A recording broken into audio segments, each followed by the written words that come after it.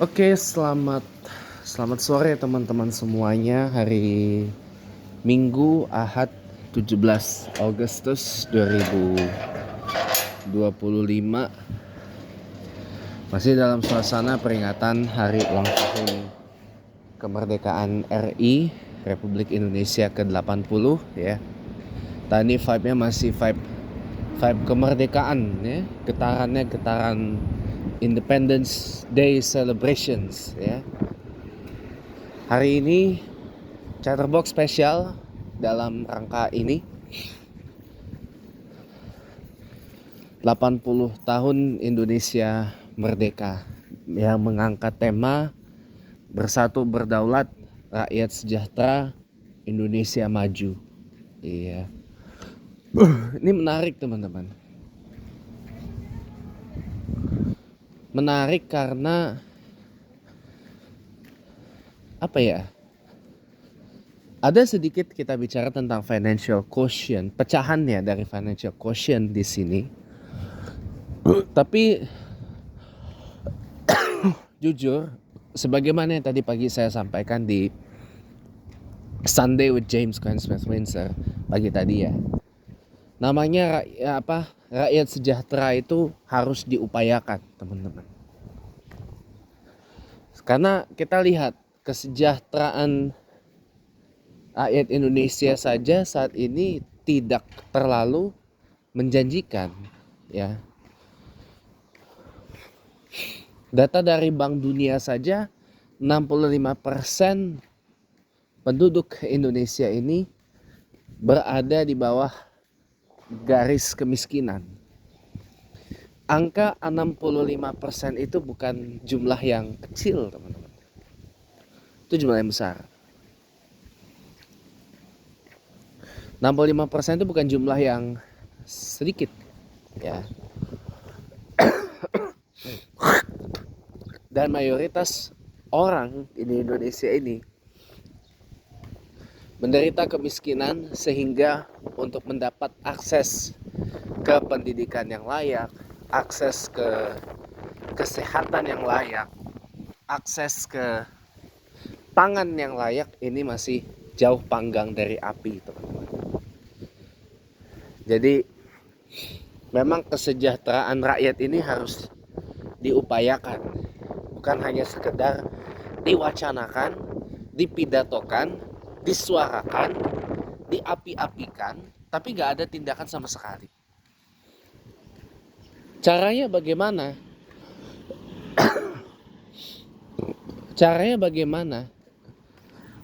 Ya, kita evaluasi lagi Astacita atau 8 cita-cita dari kepresidenan Prabowo Subianto dan wakil presidenan Gibran Rakabuming Raka yang salah satunya akan membuka banyak lapangan pekerjaan. Toh klaimnya kemarin dalam pidato kenegaraan Presiden Prabowo dan juga di pidato nota keuangannya pada 15 Agustus 25 yang kemarin, dengan dibentuknya Danantara Indonesia, Badan Pengelola Investasi BPI Danantara Indonesia, yang mengkonsolidasikan Lembaga Pengelola Investasi atau LPI Indonesia Investment Authority atau INA ya, dan sebahagian badan usaha milik negara. Itu konon katanya sudah tercipta banyak lapangan kerja. Nah, dijanjikan pada saat pendirian atau peluncuran Danantara Indonesia, BPI Danantara, dijanjikan akan ada 10 juta lapangan pekerjaan yang saat ini realisasinya 0. Belum ada. Kita hitung waktu kampanye Pilpres 2024, Wakil Presiden Gibran Rakabuming Raka menjanjikan ada 19 juta lapangan pekerjaan yang akan dibuka. tapi realisasinya belum. Tambah lagi dengan dibentuknya Danantara, dijanjikan akan dibuka 10 juta lapangan pekerjaan. Tambah lagi setelah Danantara, Bank Emas dijanjikan oleh Menteri BUMN Pak Erick Thohir akan ada 800.000 lapangan pekerjaan yang dibuka. Jadi total ada 29,8 juta atau hampir 30 juta lapangan pekerjaan yang dijanjikan. Dan semuanya realisasinya nol, teman-teman. Nol. Bagaimana mau membuka 29,8 juta kalau cuma modal klaim-klaim, ilusi, halusinasi, delusional, ya, ngarang-ngarang belaka gitu loh. Ini kan sama saja memalukan gitu loh. Sama saja ini membuat rakyat Indonesia jadi sedih gitu ya. Padahal kalau kita lihat, orang termasuk saya susah cari kerja kemana-mana. Bahkan job fair itu adalah suatu momenta yang diharapkan, suatu event yang diharapkan, dan itu di-flocking, dibanjiri oleh banyak orang dalam job fair itu, bahkan sampai berdesak-desakan karena saking banyaknya ya para pencari kerja. Ya, ini kan berarti negara kita sedang tidak dalam keadaan baik gitu loh. Tingkat pengangguran terbuka masih besar. Ini faktanya nih, saya beritahu. Tingkat pengangguran terbuka masih besar, teman-teman. Tingkat kemiskinan masih besar, gak turun. Tidak turun. Tingkat pengangguran tidak turun. Ya.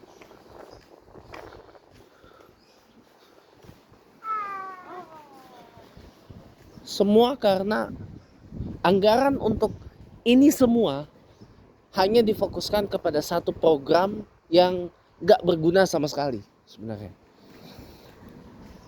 Makan bergizi gratis, ya. Jadi seakan-akan orang tuh cukup dengan dikasih makan selesai. Padahal menyelesaikan persoalan Republik sebesar Indonesia ini gak segampang itu. Ya, gak semudah itu. Mengurusi Republik sebesar ini gak semudah itu. Gak semudah memberi makan terus selesai persoalan. Gak semudah itu. Tidak semudah itu, Ferguson. Ya, orang dikasih makan kenyang, ya betul. Tapi bukan itu yang dibutuhkan oleh rakyat Indonesia gitu loh. Yang dibutuhkan rakyat Indonesia sekarang nomor satu apa? Lowongan pekerjaan. Lowongan pekerjaan yang terbuka, luas, lebar. Semua bisa kerja. Tapi lihat, sekarang banyak orang lamar kerja terkendala oleh persyaratan.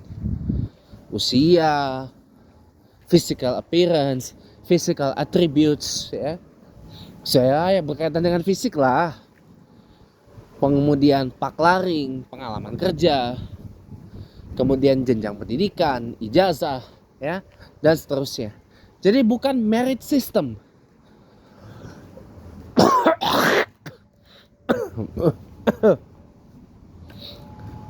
Bukan merit system. Kalau merit system itu orang direkrut untuk bekerja itu berdasarkan kemampuan dan keterampilannya. Regardless of dia lulusan mana, regardless of dia usia berapa, regardless of dia jenjang pendidikannya apa, regardless of dia IPK-nya berapa, dan seterusnya gitu loh. Jadi semua berdasarkan abilities, skills, expertise, dan knowledge.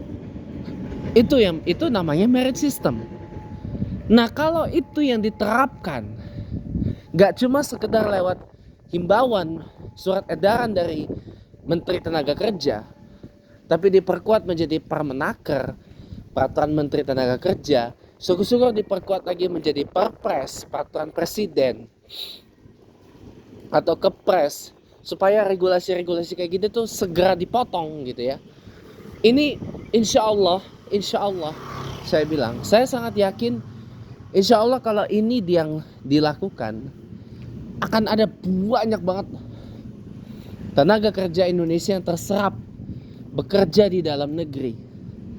Tidak harus merantau menjadi pekerja migran, tapi di dalam negeri pun bisa mereka bekerja.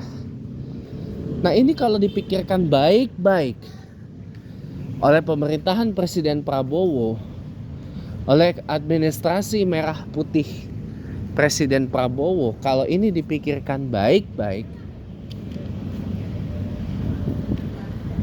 baru bisa beliau mengatakan jumlah pengangguran turun.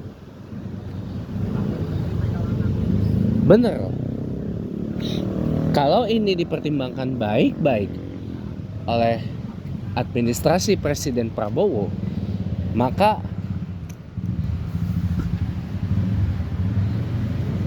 yang terjadi adalah pengangguran turun seturun-turunnya.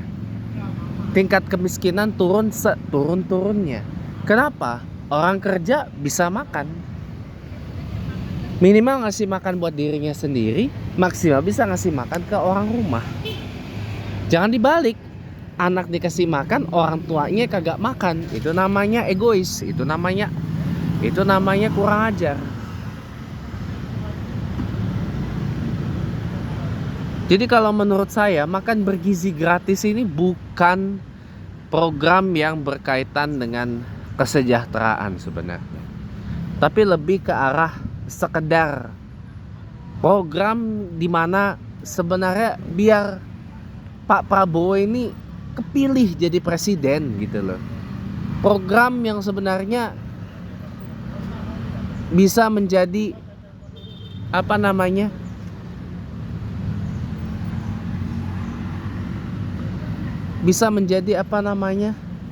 pengobat gitu loh. Bisa menjadi kayak pemicu rasa ibah gitu loh. Iba, udahlah, kasihan Pak Prabowo sudah nyapres dari 2004 gagal terus ya. 2004 nyapres dari Golkar tapi digalahkan sama Pak Wiranto yang dapat tiket capres dari Partai Golkar. 2009 nyalon wakil presiden bersama Ibu Megawati fail, dikalahkan oleh incumbent SBY Budiono kala itu. 2014 nyalon dikalahkan oleh Pak Jokowi. 2019 nyalon lagi dikalahkan oleh Pak Jokowi. Jadi 3 kali nyalon presiden, 1 kali nyalon wakil presiden gagal. Jadi ya udahlah, kasihlah ini. Kasihan Pak Prabowo mau jadi presiden itu, udah kasih aja gitu. Gitu. Jadi karena ibah aja, makanya makan bergizi gratis inilah yang membuat Pak Prabowo ini kepilih jadi presiden. Padahal sebenarnya mereka tahu sebenarnya ini program paling gak guna.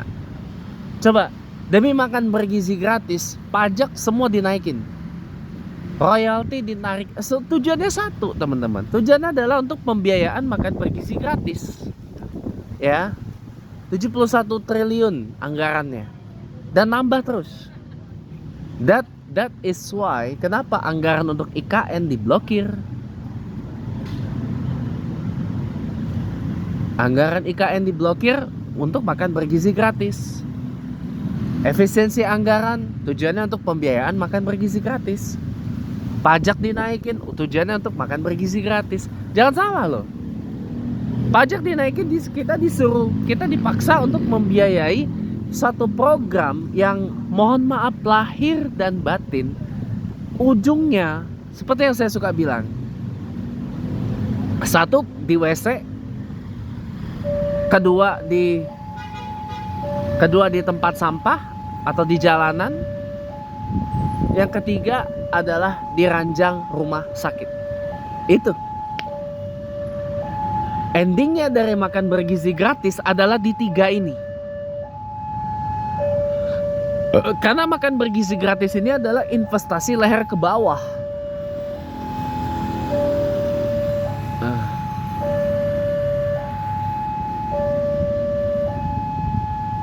Bukan investasi leher ke atas.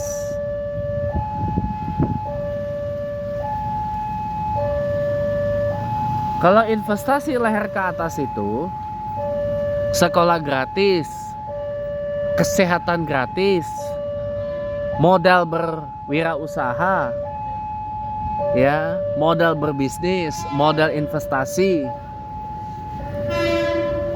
modal untuk jadi anggota operasi merah putih misalkan, itu lebih masuk akal. Kuliah gratis itu lebih masuk akal. Itu baru namanya investasi leher ke atas, bukan investasi leher ke bawah. Gitu loh. Lalu kenapa dipilih oleh 58% rakyat Indonesia? Karena mohon maaf lahir dan batin, karakter pemilih, karakter masyarakat politik Indonesia, itulah cerminan utama sebagian besar masyarakat kita. 58% pemilih Prabowo Gibran pada Pilpres 2024 yang lalu adalah mereka yang sama sekali doesn't care about investasi leher ke atas.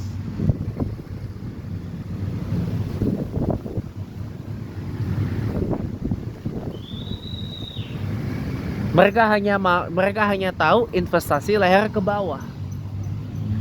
Mereka hanya tahu pokoknya makan kenyang, dapat bansos, udah itu doang. Jadi ketahuan dari 58% orang-orang di Indonesia ini diwakili kok. Mayoritas orang-orang Indonesia senang mengadahkan tangan itu ke bawah. Lebih senang tangannya itu di bawah, bukan tangan di atas. Padahal kalau investasi leher ke atas, mengubah dari yang tadinya kita terbiasa mengadahkan tangan ke bawah menjadi tangan di atas. Tapi diwakili oleh 58% pemilih, Prabowo Gibran menunjukkan bahwa mayoritas masyarakat Indonesia tidak senang tangan yang ada di atas. Dan mewakili juga mayoritas rakyat Indonesia nggak kepengen upgrade dan leveling up dirinya biar jadi kaya. Mereka nggak senang itu dan mereka tidak butuh itu. Mereka tidak butuh itu. Tidak butuh sekolah, tidak butuh kuliah, tidak butuh kesehatan, tidak butuh apa?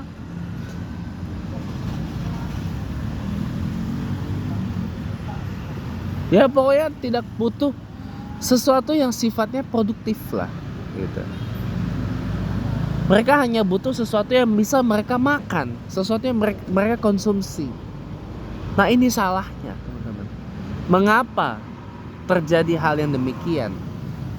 Karena mayoritas orang-orang di Indonesia adalah orang-orang konsumtif teman-teman. Mereka hanya senang menjadi konsumen, tapi tidak menjadi produsen. Ini yang berbahaya teman-teman. Ini berbahaya teman. Sangat-sangat berbahaya sebenarnya.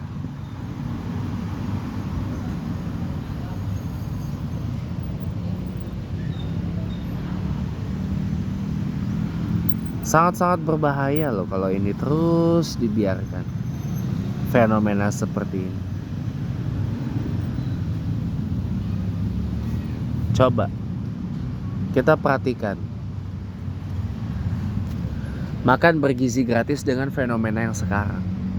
Orang-orang muda, anak-anak muda kita, sampai Mas Arkan bilang menuju generasi Indonesia cemas di YouTube-nya.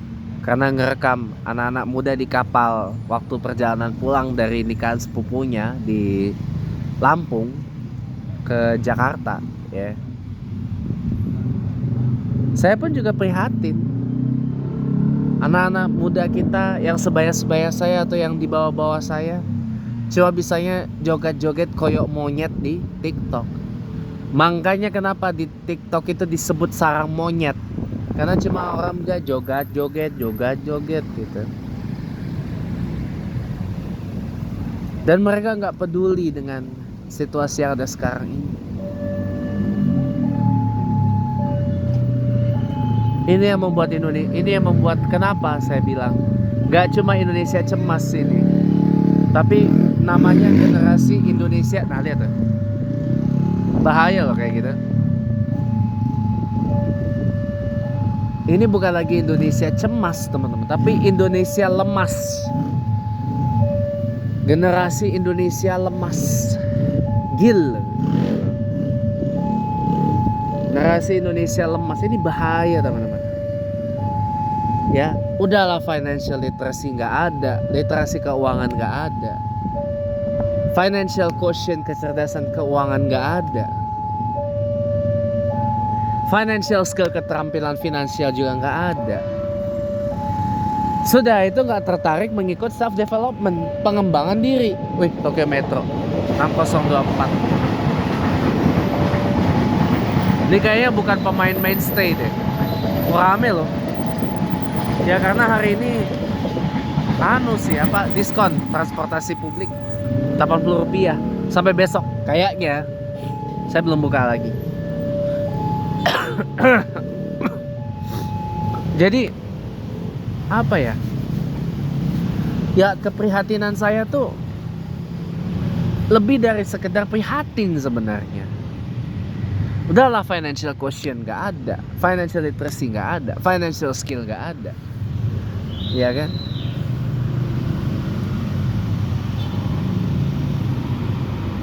Financial knowledge-nya juga gak ada.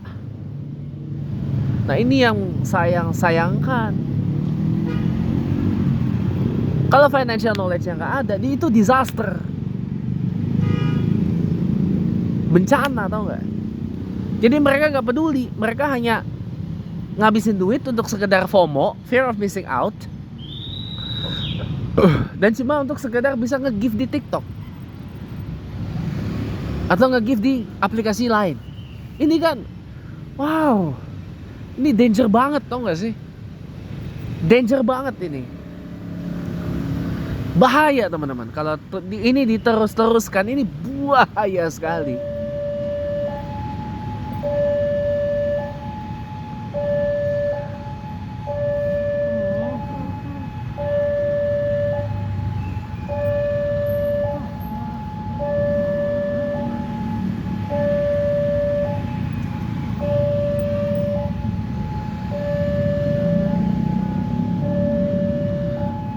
Makanya teman-teman ya, saya benar-benar di sini tuh wanti-wanti gitu ya.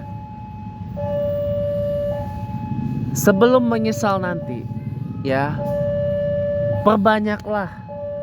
perkayalah diri dengan financial literacy, literasi keuangan. Asah financial skill, keterampilan finansial. Dapatkan yang namanya financial quotient. Ya, asah yang namanya financial quotient, kecerdasan finansial, FQ. FQ ini nggak kepisah dengan IQ, EQ, SQ. Dapat semua, saling melengkapi. Paling nggak apa? Saya selalu wanti-wanti. Kita tahu cara megang uang dan cara makainya. Cara gunain uang kita tahu. Jadi supaya kita tidak asal pakai uang, kita tidak asal spend, yang malah itu jadi disaster. Coba kenapa orang sekarang ini jatuh kepleset ke pinjol? Ya, karena nggak tahu bagaimana cara menggunakan uang, karena nggak tahu cara megang uang, karena nggak tahu cara megang uang. Karena nggak tahu cara menggunakannya, maka jatuhlah ke dalam yang namanya impulsive spending, pengeluaran impulsif, yang sering saya bilang pakai duit nafsuan. Orang kalau udah pakai pakai duit nafsuan, ya, spending berdasarkan nafsu, wah, udah bencana itu. Bencana itu. Itu udah bencana yang lebih parah dari bencana alam sekalipun. Ya, itu casualtiesnya bukan lebih dari banyak, teman-teman. Lebih dari casualties dari gempa bumi paling mematikan di seluruh dunia loh. Casualtiesnya. Ini bencana yang lebih mematikan lagi sebenarnya. Apa? Bencana orang salah memakai uang. Ya. Orang salah pakai uang bisa kejerumus loh.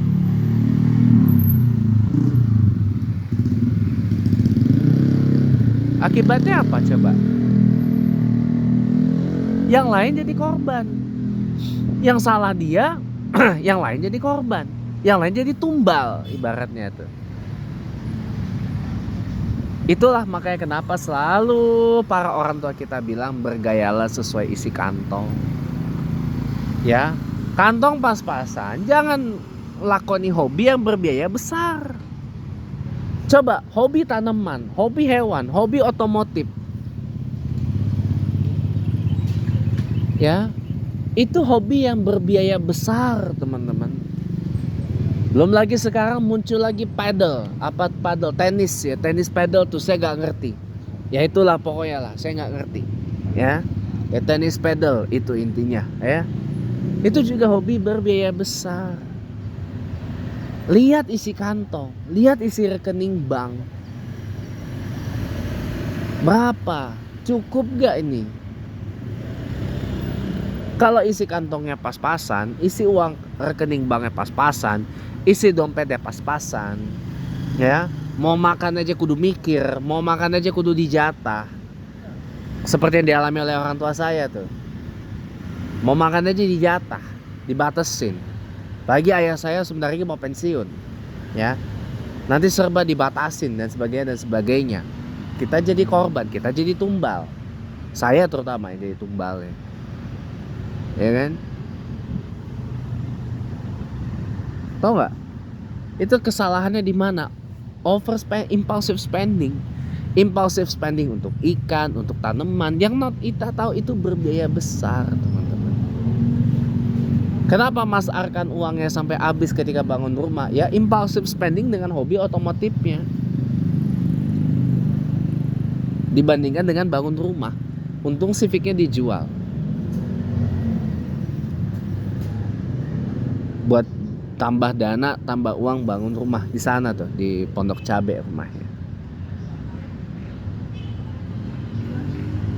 Makanya teman-teman, tidak ada salahnya kita tunda dulu itu. Ya, kita bisa melakoni hobi yang bukan saya ngelarang, saya nggak punya power, saya nggak punya kuasa untuk melarang siapapun, termasuk Anda para pemirsa, para subscriber, para viewer saya. Nggak ada kuasa saya untuk melarang Anda buat hobi yang otomotif, tanaman, hewan, apa gitu yang berbiaya besar dan sebagainya. Saya nggak, Pak. Silakan aja, tapi lihat isi kantong, lihat isi dompet, lihat isi rekening. Kalau mau makan aja masih mikir, masih ngebatasin, masih ngejatah dan seterusnya. Mendingan ntar dulu dah yang kayak gitu. Cukupin dulu kebutuhan hari-hari. Kalau kebutuhan hari-hari udah lebih dari cukup, baru udah lakonin. Tanaman berapa ininya buat ngurusin ini, itu juga butuh biaya, teman-teman. Biaya buat beli pupuknya, biaya buat kalau bayar tukang buat nyiram, buat ngepupukin, buat apa segalanya itu. Ya. Hewan peliharaan, biaya lagi, makanannya, kandangnya, apanya segala macam itu. Itu gede, teman-teman. Besar. Makanya kenapa disebut bergayalah sesuai isi kantong. Ya. Cari hobi yang sesuai dengan isi kantong. Pak, membaca hobi bukan? Oh bukan, itu kewajiban. Kewajiban kita tuh membaca. Ya, baca buku. Apa aja yang penting bermanfaat. Ya, buku ekonomi, buku bisnis, buku politik, buku pengembangan diri. Buku bagaimana cara kita bermain cerdas, cerdik, cermat, baik, benar, bagus dalam menaklukkan politik kantor atau office politics. Jangan salah, saya beritahu Anda. Nih mumpung saya bentar lagi kerja nih, saya lagi siapin jurus-jurus menghadapi office politics, teman-teman. Ya, di kantor itu tidak ada yang namanya teman kantor sejati. Nggak ada, teman-teman. Satu kantor itu isinya adalah orang-orang yang sedang bersaing, berkompetisi untuk karirnya, untuk elevate karirnya dari bawah hingga ke pucuk. Jadi tidak ada teman kantor sejati, nggak ada. Satu. Yang kedua, namanya HRD, Human Resource Department, Departemen SDM, itu bukan satpam nor your psychologist, bukan, teman-teman. Namanya kantor, mereka pasti akan punya target tersendiri. Jadi jangan selalu mengandalkan HRD untuk hana-hene. Jangan, nggak ada itu.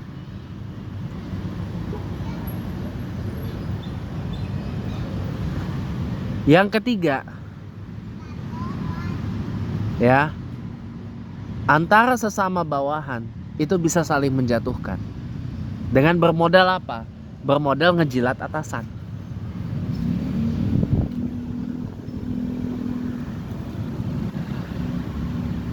Jadi kita harus benar-benar kasih perhatian kepada atasan dengan cara yang benar, bukan dengan menjilat.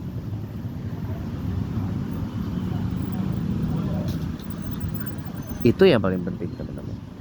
Ya, ada buku tentang menaklukkan office politics itu, ada, teman-teman. Yang bilang nggak ada, sini datang. Mana coba bukti? Tidak ada buku tentang menaklukkan office politics. Semua ada, teman-teman. Itu dibaca. Jadi intriguing dalam kantor itu hal biasa, teman-teman. Hal biasa itu. Hal yang very very common di kantor itu. Ya. Intriguing each other, confronting each other dan sebagainya. Those are very common things in the office. Because those are part of office politics. Suka tidak suka. Jadi saya harus kasih tahu.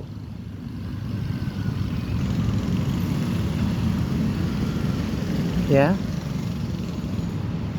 Jadi membaca bukan hobi, itu kewajiban. Makanya kenapa membaca jembatan ilmu? Cari hobi yang sesuai dengan budget, teman-teman. Ya, kalau gajinya masih di bawah 20 juta, 10 juta, janganlah hobinya yang menimbulkan defisit. Bergayalah sesuai isi kantong. Ada hobi yang bisa didapat dengan biaya murah. Apa? Olahraga. Pak, olahraga yang berbiaya murah apa, Pak? Lari, jalan cepat, ya, push up, sit up, ya. Bukan lari dari kenyataan lo ya. Ya lari-lari kecil, jogging, latihan lari sprint, latihan lari maraton. Itu kan nggak perlu biaya yang gede untuk itu, gratis, ya nggak? Sepak bola, kita tinggal cari lapangannya atau cari tempat yang proper. Kita tinggal beli bolanya aja. Bola basket, kita tinggal bikin keranjangnya atau cari lapangan basket. Murah, ya nggak? Murah, teman-teman. Murah. Kita tinggal beli bolanya aja kan, gitu. Bola apa sih, harga bola basket gak mahal kok. Kalau yang mau yang berkualitas ya pasti mahal. Tapi kalau yang standar-standar aja kan gak terlalu mahal kan?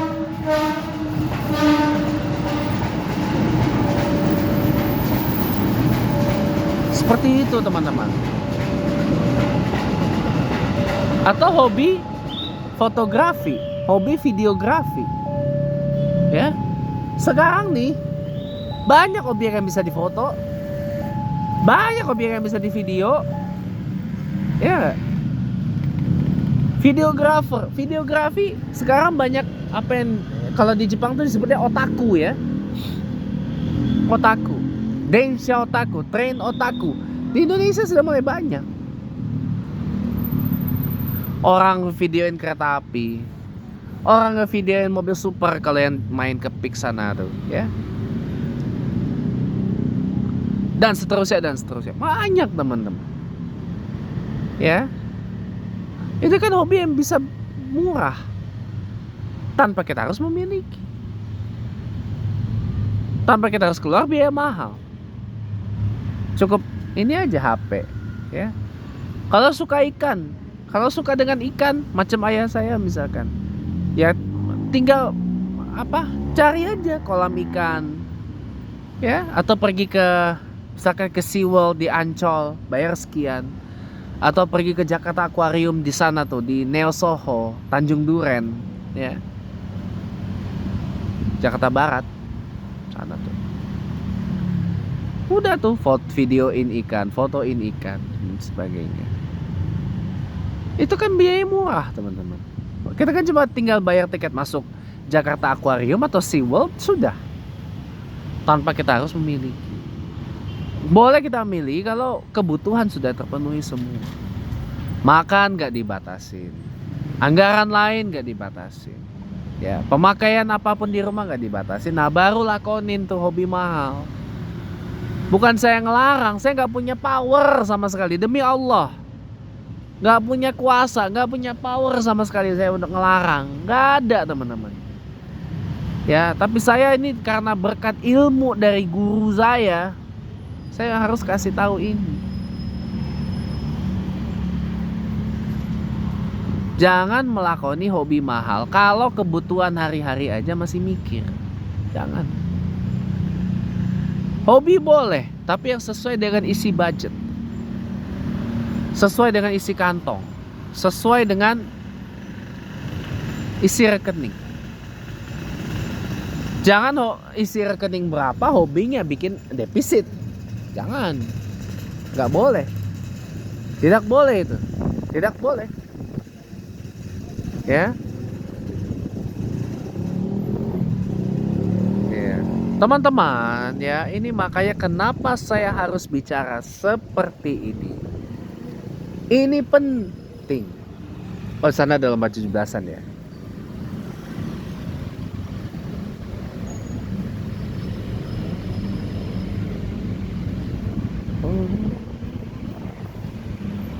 Jadi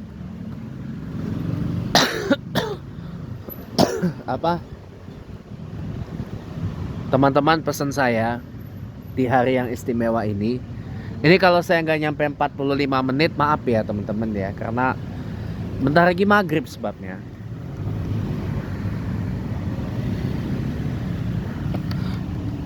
Kalau mau merdeka secara finansial, mendapat financial independence, jawabannya sederhana teman-teman.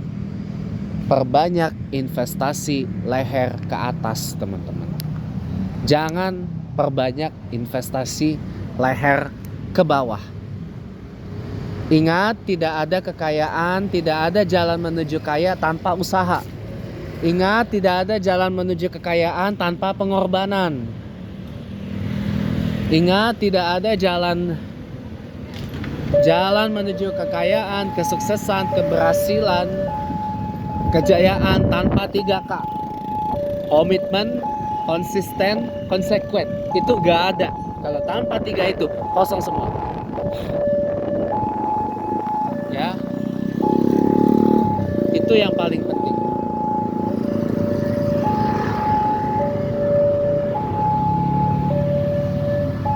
Jadi ya, jadi kalau mau kaya, usahanya kalau mau kaya, perbanyak investasi leher ke atas, teman-teman. Gak apa-apa, korban waktu, korban uang, biaya, tenaga, dan sebagainya. Terima kasih banyak teman-teman. Assalamualaikum warahmatullahi wabarakatuh. Selamat sore dan sampai jumpa lagi.